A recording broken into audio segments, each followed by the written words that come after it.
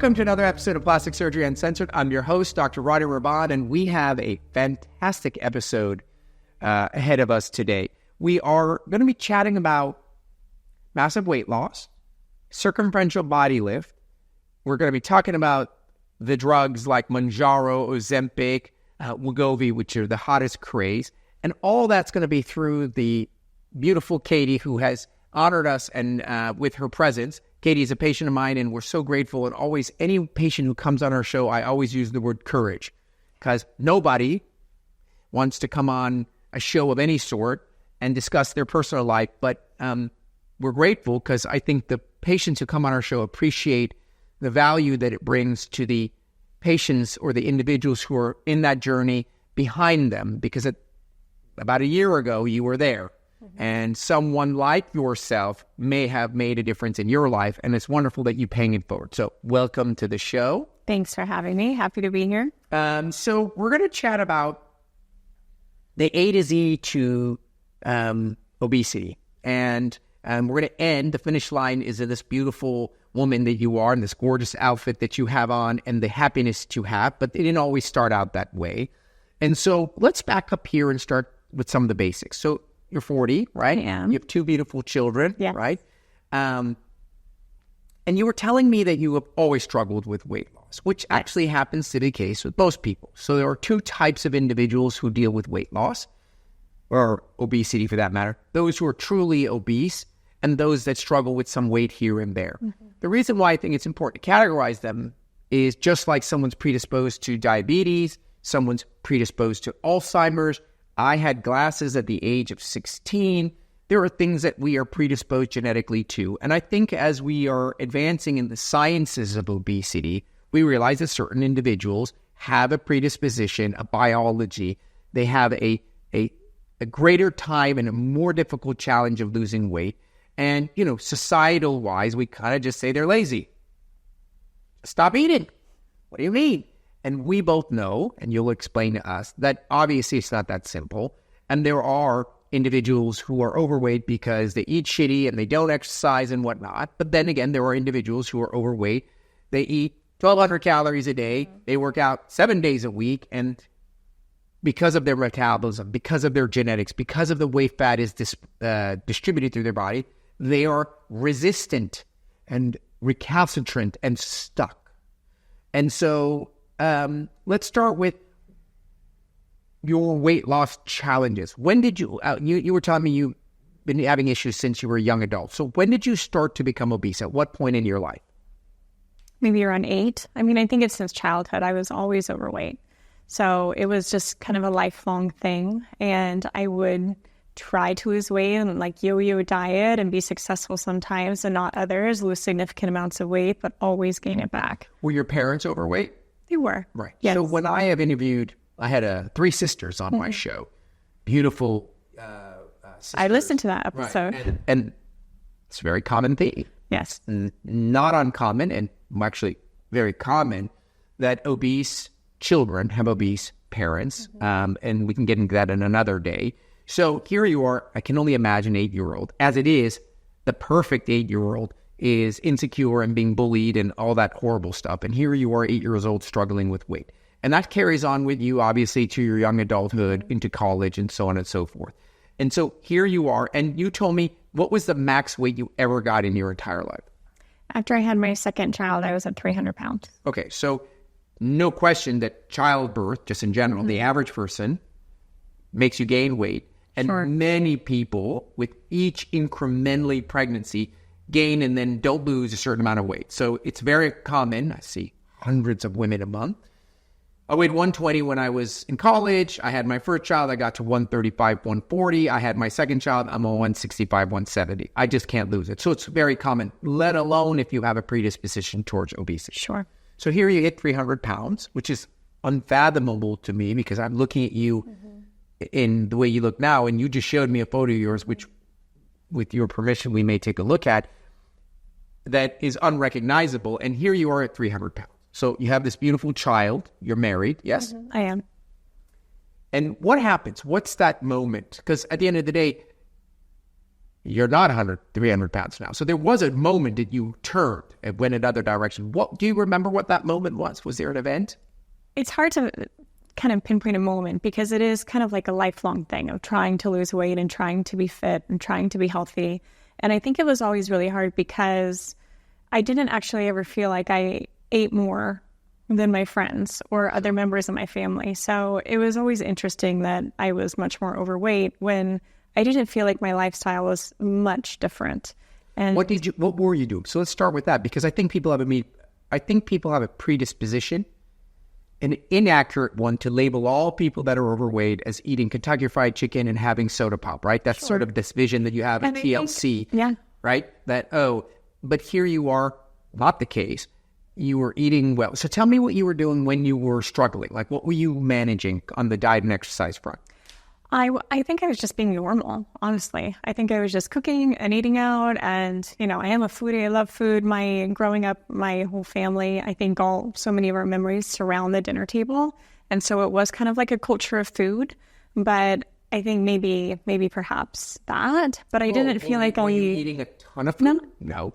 Were you eating like everything? I wasn't going to fast food with everything tempura and buried in butter? Okay, so then you were eating like everybody else, except you're eating your 1,500 calories and you're keeping 1,400 of them, whereas for whatever reasons, somebody else is eating 1,500 calories and they're burning 800 of them. So so you told me that the first wave from 300 to, what do you weigh today? 150. So here you are, half the woman you used to be.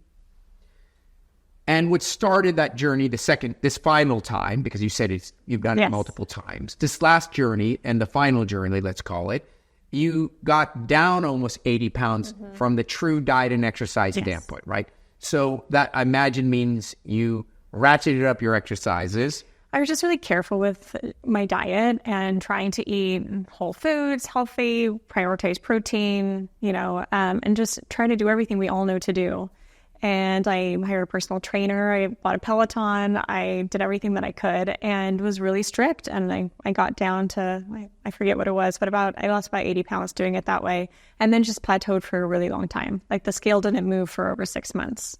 And at that point, I went to my doctor and I just said, I don't know what else I can do. Like, is this just where I'm at?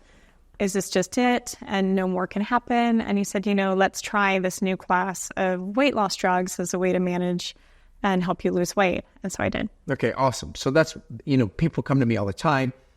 They want to have surgery. And my goal is for them to look amazing.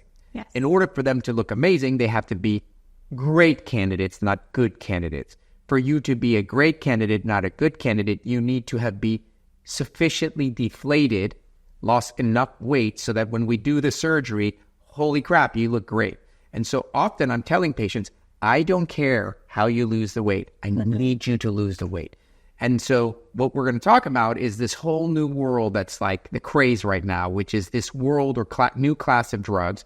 I mistakenly called them all semi-glutide. You corrected me, which I appreciate, because it's new and I'm learning. I don't prescribe them. So. I mean, I'm not a doctor either, so this is my layman's knowledge of it. You're pretty savvy, yeah.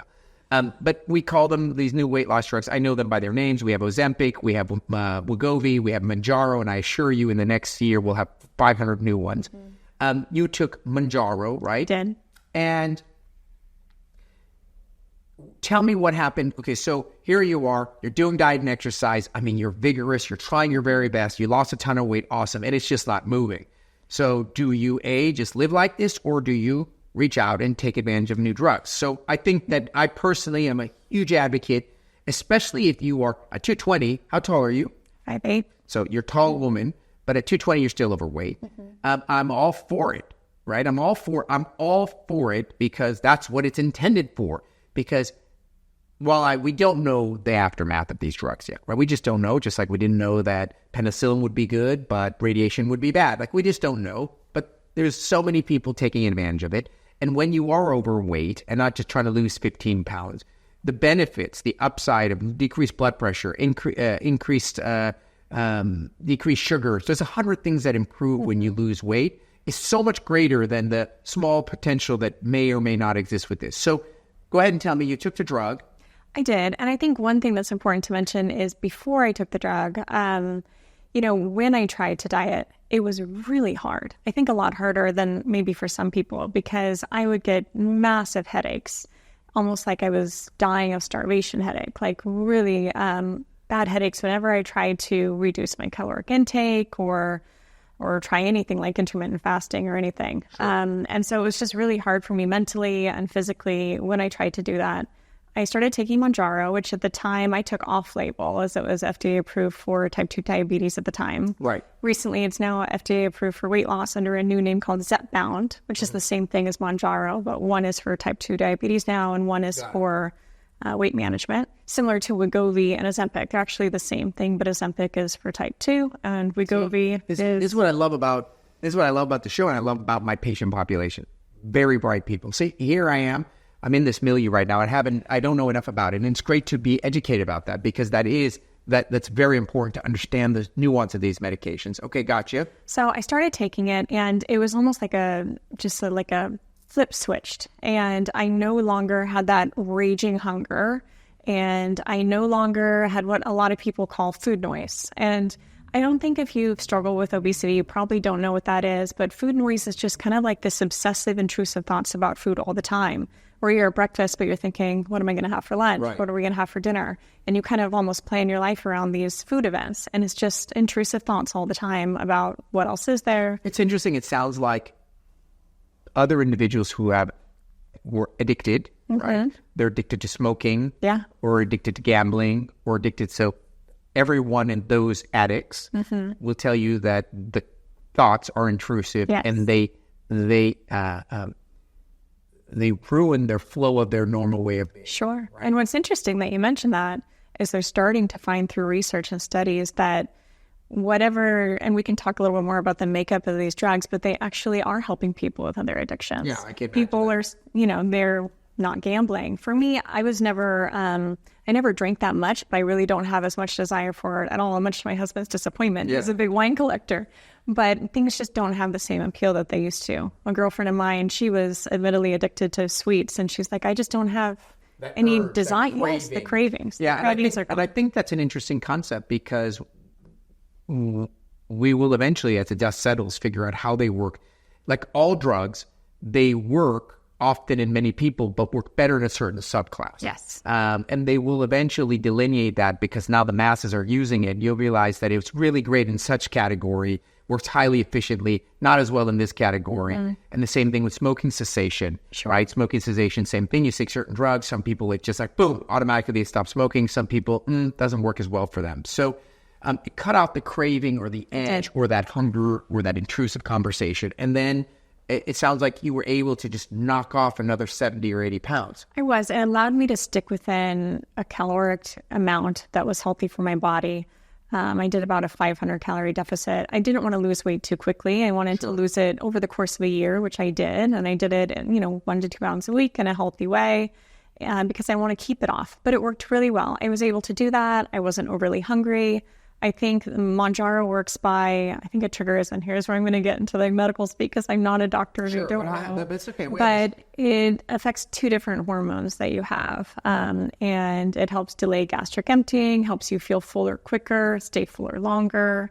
And it is a terzepatide, which means it's a dual agonist. So it affects 2 hormones, whereas Wegovy and Ozempic are 1 hormone. And it regulates blood sugar and insulin. And so these drugs, and I think that once we I guess the problem with them is they just got a bad rap. They don't have a bad rap. Everyone loves them, but they're getting a bad rap because people are wanting to be hush-hush about it, because it's like cheating, and there's just a lot of extra stuff about it that the dust has to settle on. Yeah. But the reality is that they're great drugs, as we know them so far, and they're indicated and designed, and they're perfect for someone like yourself. Well, and isn't that sad that you call it cheating? Because I don't think that, someone would say that someone who needed an antidepressant or blood pressure medication was cheating to get to the place where they're healthy, right? So I think there's this like fat phobia, or this pervasive thought that the community has, that the public has, that makes weight loss such a hush-hush, like secret thing, which it really shouldn't be. It's your health. Like everyone deserves to be healthy. No, I totally agree with you. I think where you're going to run in this gray zone is, and frankly, it doesn't matter. And that's why I say it very frank. I don't care how you lose the weight, because I think that the fact that you lose the weight and the weight loss itself and all the benefits of that weight loss almost trump, and I don't mean if you're snorting cocaine, almost trump the method, right? And I'm a huge pro advocate of people losing weight for the sake of being healthy. Sure. And being high energy and low blood pressure and lower sugars and all that. The reason why it's become a little sort of, there's up for debate, is when you have ADD and you take amphetamines, it's a treatment. It treats you.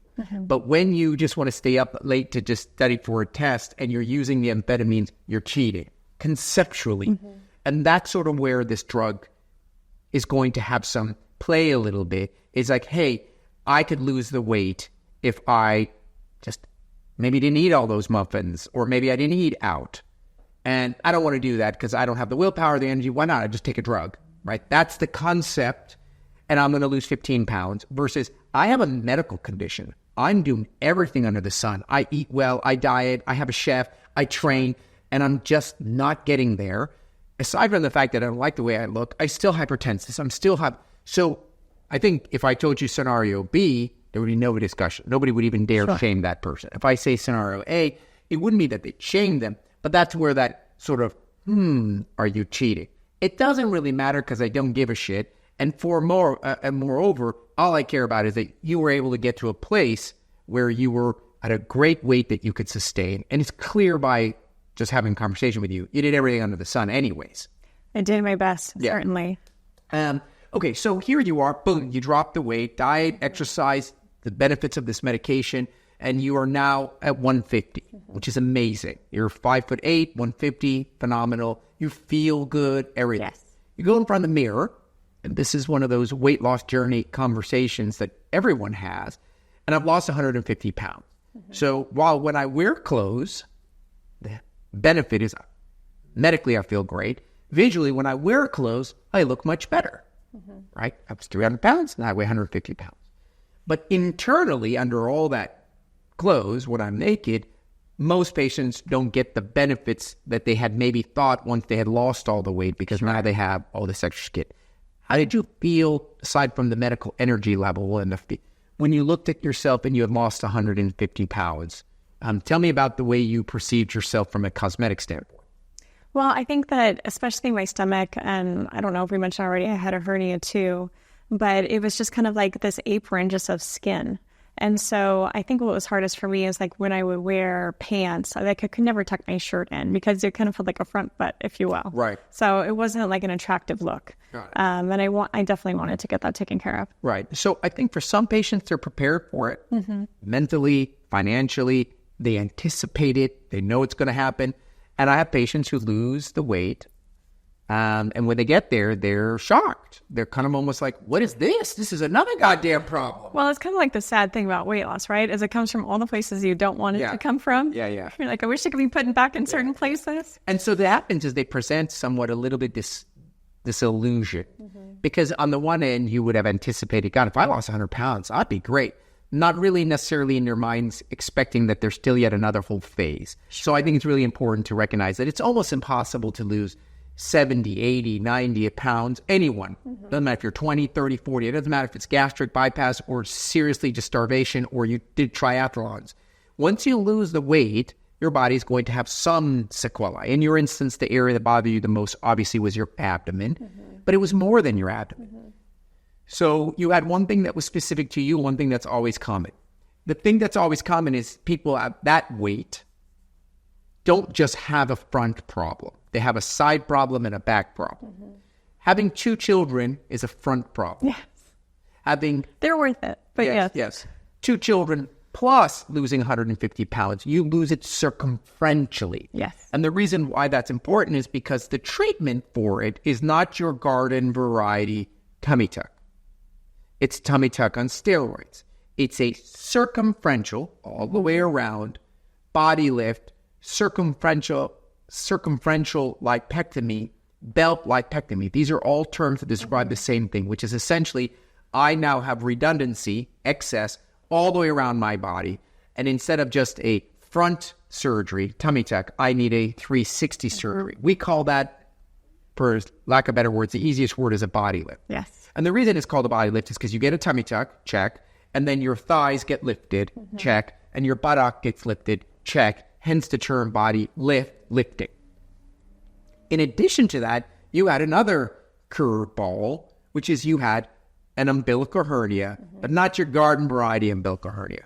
So it is very common after having multiple pregnancies that you develop a little bulge in your belly button. It's this little outie. Your belly button can sometimes become an outie and never go back in. That is a umbilical hernia. Very common and usually inconsequential. In your instance, you had a significant hernia. I would say the size of almost a tennis ball, from a golf ball to a tennis ball, correct? That was coming out of your belly button, which added a whole new dimension to it. Because what the hell do I do with that? Do I call a general surgeon? Yes. Do I need mesh? Do I need to fix that first? Do I need to have a plastic surgeon and a general surgeon there present? How do I go managing this? Tell me what you read or understood as you were going through this process, because that hernia didn't come about as a weight loss. You've had it since your second pregnancy. I did. And at that time, my OB, who's wonderful, said, you will have to get this surgically fixed. But she advised me to wait until I knew that I was done having children. And she said, if it's not hurting you, then wait till your kids don't need to be picked up anymore, because you won't be able to lift for a while after this type of surgery. So when I was ready to get these surgeries done, I did a lot of research online and found you, and you do both of them and really specialize in both of these things, which was actually highly unusual. And it made me feel better knowing that you do a lot of umbilical hernia repairs, because I didn't want to go to a general surgeon and I didn't want to have mesh, because really that just, in my view, kind of just covered it up, but it didn't actually fix the problem of stitching your abdominal muscles and wall back together, which is what you do. So the fact that I could go to one person and have that person be an expert in both of the procedures that I was looking to get was a real appeal. Yeah. And I told you, I only came to you. And I'm honored that you came only to us. I know you told me to keep looking around. Yeah, we always tell you, because it is my obligation to make sure that you and I appreciate are informed and go out there. When it comes to abdominal walls and abdominal wall reconstruction and hernias, it is an area that I subspecialize in that I feel like anything I do, I specialize in. Otherwise, I wouldn't do it. But this just happens to be an area that I do a lot more of than most people, and much severer cases. So the gist of it is that a hernia is I have a hole in the middle of my belly. There's literally a hole in my abdominal wall from which the contents of my insides are protruding. That's different than a diastasis, which is just some muscle separation. You still have a thin film, and nothing is coming through. You have a bulge, but it's not an actual breakthrough. The reason why that's important is that hernias almost always need some kind of correction of that hole. Yes. And a traditional, very standard approach is that a general surgeon usually will go and will create a patch effect, cover that hole like if you were patching a hole in a wall. Yes. The materials they use are often inflammatory, and it's not ideal. Now, when you have hernias elsewhere in your body, that might be the ultimate necessary treatment. But in this instance, what's happened is that your muscles pulled apart, check. There's this tiny little shitty thin film between them that's barely holding anything on, check. And a hernia starts to power its way through this really wispy, thin film. It's not coming out of your abdominal wall, but rather this sort of area that isn't really supported. Therefore, the treatment is not only can it be done this way, but needs to be done this way, is that you need to push the hernia back in, and then you need to close and bring the muscles together. And in essence, the mesh, the patch, the repair is the muscles 2 layers over, and there's no way in a million years that thing's coming out, because that's the normal abdominal wall. And it's critical to do them together, because that's the right answer. Often I see patients are like, yeah, last year I had my umbilical hernia repaired with mesh. I'm here to do my tummy tuck. Oh my God, kills me. 1, you just wasted a whole surgery. 2, now I have all this shit in there that I need to fix. It doesn't need to be done that way. A hernia in your groin, that's a whole different animal. That doesn't have anything to do with your pregnancies, in that muscle was separated. So good on you. And your hernia was absolutely one that was legit and quite large. Okay. We're going to take a quick break. I'm going to take a break, and I'm going to come back, and then we're going to discuss what we did, your recovery, and most importantly, we're going to talk about the new you, because I try to emphasize on the show the emotional component of what is this all about? Why the hell would I go spend money, go under anesthesia, potentially die, the risk of which is tiny, but it's not zero, to what? To feel good. In other words, to go about your day and go, wow, that's a beautiful dress. I'd like to buy that. Ooh, I want to be naked in front of my life partner. Ooh, I wouldn't mind it. That's the reason. And we want to always highlight that because this is always about patient experience. The physical outcome, the beauty, is only leads to the patient experience. It isn't there in isolation. Let's take a quick break, and we'll come back with the second half of plastic surgery and center.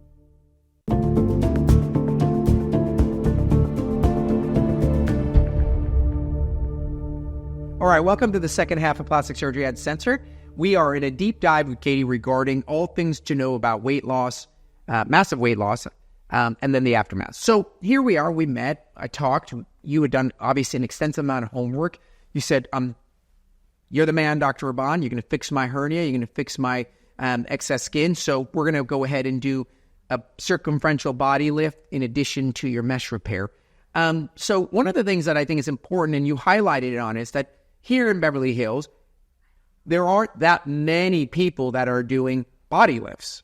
I don't know. I don't really go outside of my own office to know that. But there's a reason for that, because a body lift requires it's a significantly larger surgery. So a tummy tuck, you're laying on your back, and we do the front. It's one of the top 5 surgeries that any plastic surgeon would do. Sure.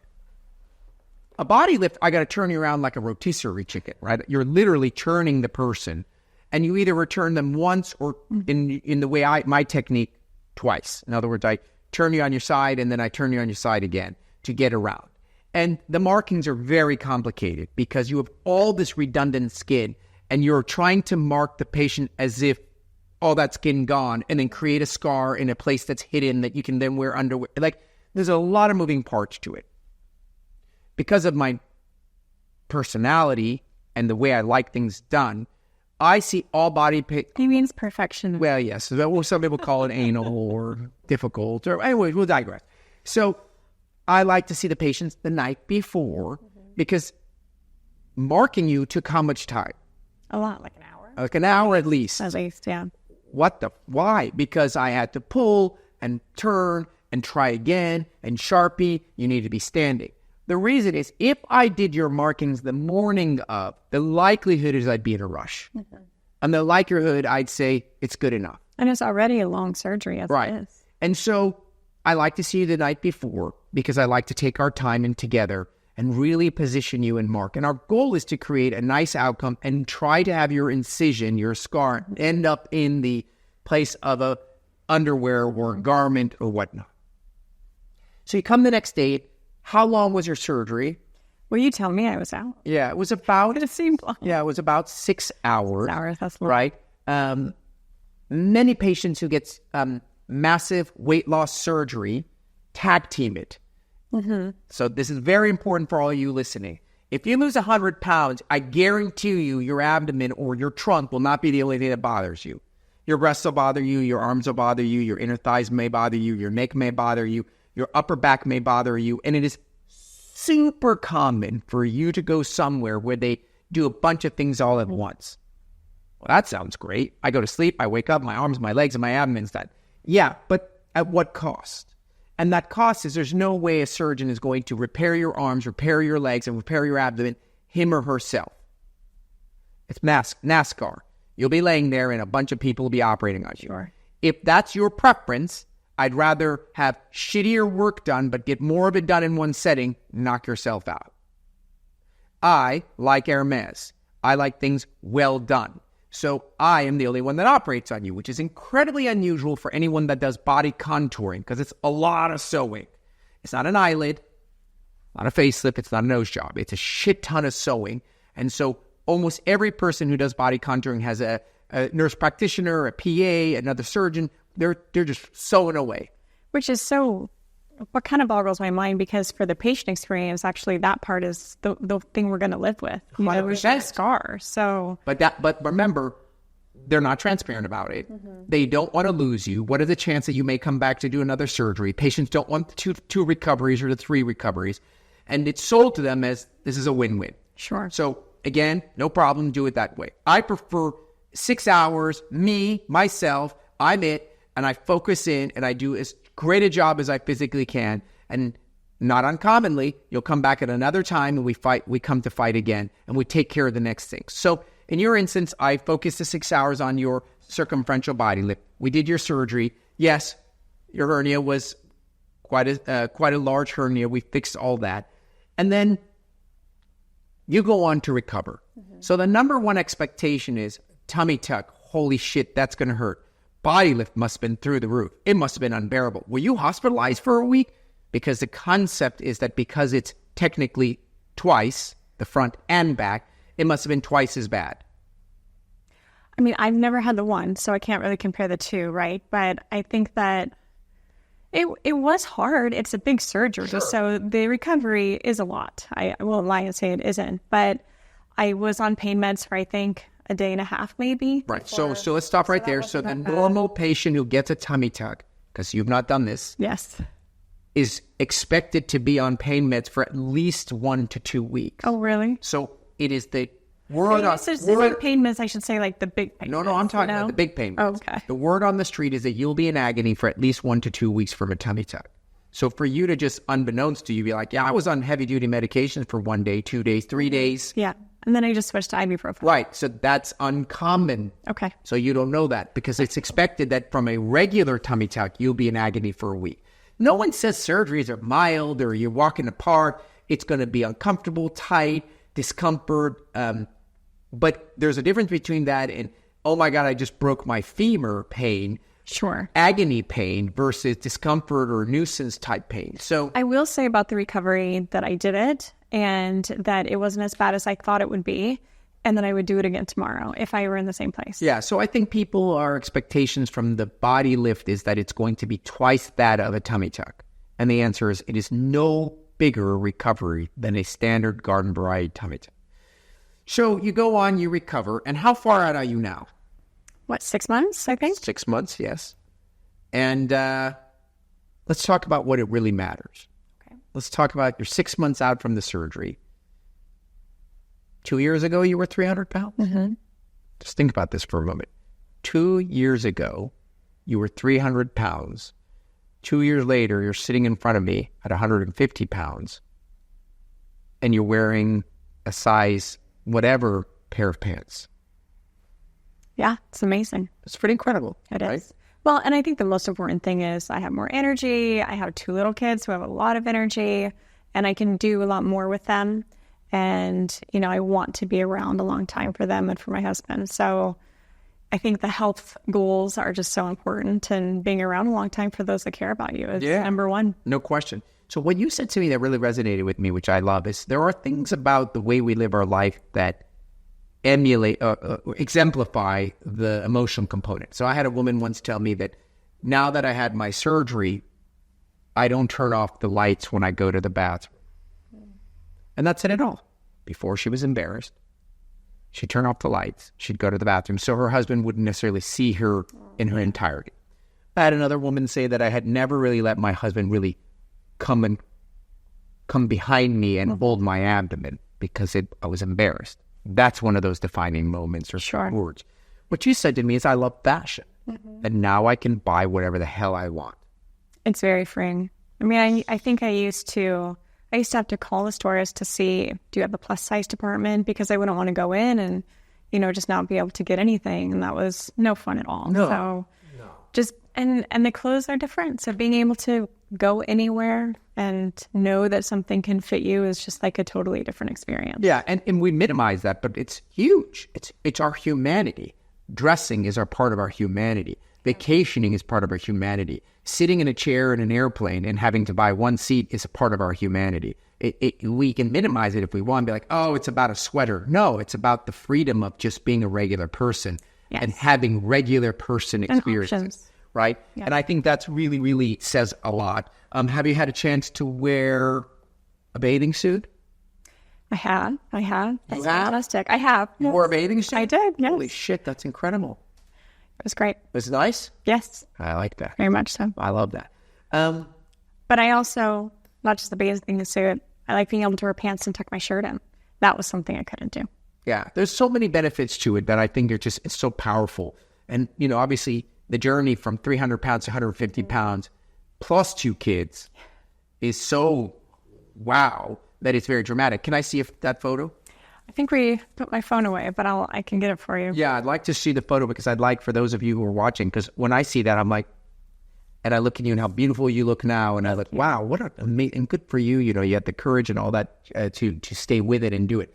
So what are your messages for individuals? Because what we're talking about is there's 3 types of people listening. One, well, that was an interesting story. Their issue right now is they have a turkey neck from age. And this is just an interesting story. There are individuals for whom they've already lost the weight and they resonate with the story because they have the loose skin and now they're listening in that. Sure. And then the third is there are individuals listening and they're 100 pounds overweight or 70 pounds overweight or 48 pounds overweight. And they're at the beginning of this journey. So we have people at the start line, the middle line, and people at the end. And I think I came on here to really talk to mostly to that third group that needs to lose weight and, may feel shame or not know what to do or feel like, are these medications something I could consider?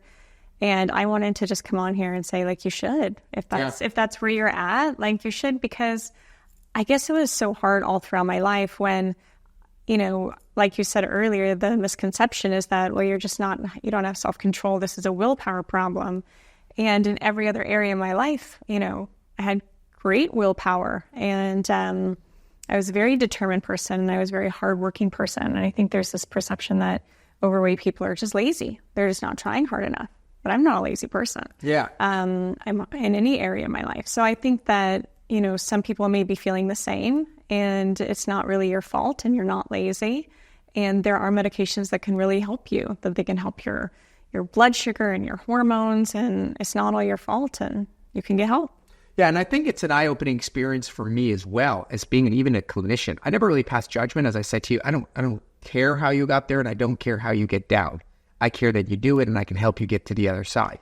But I think that as you describe it and as the knowledge comes out and you think about obesity the way you think about gambling, you think about obesity the way you consider other things that are impulsive, intrusive, and mental, as opposed to just, I like food. Because the thing is, everyone likes food. Sure. And so, at least most people. Yeah, so people don't necessarily have that empathy in that regard because you're like, well, shit, if it was up to me, I would eat 5 more slices of pizza. Yeah. But I think that for those individuals like yourself who have demonstrated excellence in every category, it's kind of like, I have a mild degree of dyslexia, okay? And I remember, I was like, I'm phenomenal at this, I'm phenomenal at that, I'm phenomenal at that. Like, clearly, and then horrible. Like, how's that possible? It wasn't because of a lack of effort or trying or whatever. It's just not registering. And so therefore, it was clear from the landscape that this one's an outlier.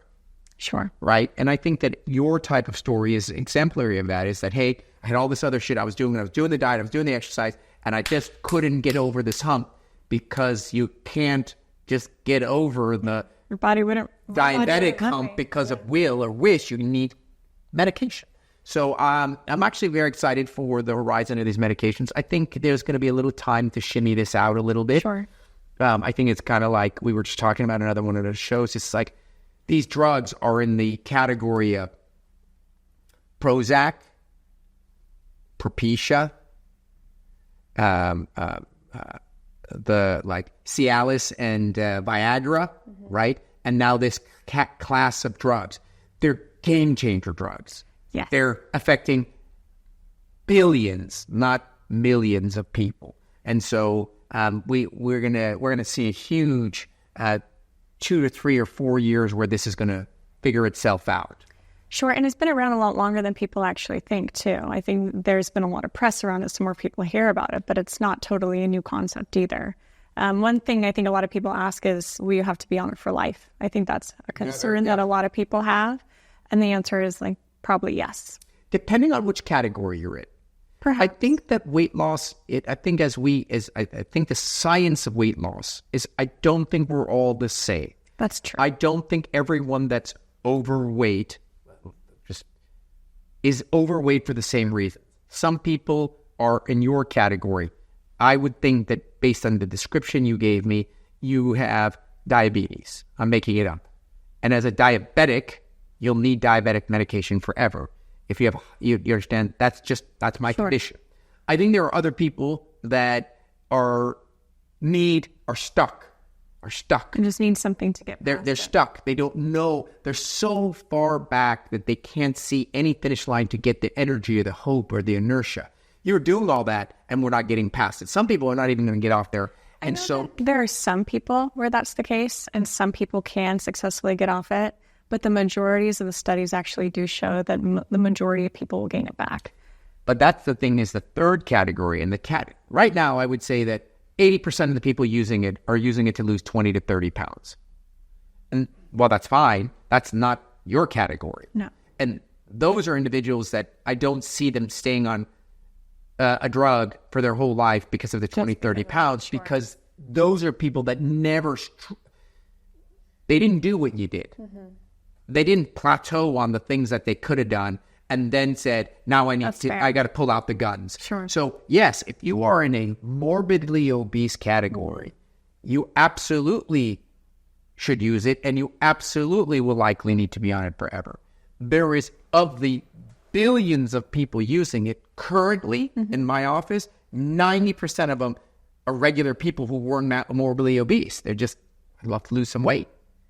And those individuals have to figure out what to do with that in that category. And you have to lose it in a healthy way too, which a lot of people don't. Yeah, and that is something. And there's no question about it. I'm not going to pass judgment, but I think that in your instance, your category, I think it's a revolutionary drug. Yes. In terms of its ability to treat a serious problem that we're unable to really get over. I feel incredibly grateful that it was developed within my lifetime. Yeah. And just wish it had been developed sooner. Yeah. It could really change people's lives. Good for you. You did your part. You participated. You went through the process. You stayed to it. You finished. You did everything there is to do it. And you and only you will now the recipient of that benefit. You get to dress the way you want. You get to have the energy to play with your kids. You. So you're only 40. So while it would have been nice sooner, you still have more than half your life to enjoy this new form. So thank you so much for coming on. Thank you. I'm talking about private things are always difficult, but I know for a fact anyone listening will be grateful that you participated. And I'm impressed at your knowledge level. That's great. Most people don't have a clue about what they're doing, and now you've done your homework. So we're going to see you back at a year. I want to see you in tip-top shape and working out. As always, it's yet another phenomenal episode of Plastic Surgery Uncensored. My two parting requests are the same as every episode. Number one is, if you like the show, it's entertaining or educational or informative, will you go write something nice? Go and write something nice. We need it. We need your reviews because they bolster our program, bring it up to the surface, and more importantly, it gives everyone behind the scenes a feeling that, hey, you know what? We should come on a Sunday. And you know what? We should spend some time and do this because people appreciate it. The second is, share this episodes, share all of our episodes, share our show with people you love. Because the truth of the matter is that you won't know until it's too late that they went ahead and had something done. And you're like, oh my God, why didn't you tell me? It's too late. Not everyone's going to tell you. So you want them to have access to this information well before it's too late. So share with the people you love. At any rate, that wraps up yet another episode. I'm grateful to you and for you to being on our show. And until next week, I'm your host, Dr. Rahban, signing off on Plastic Surgery Uncensored.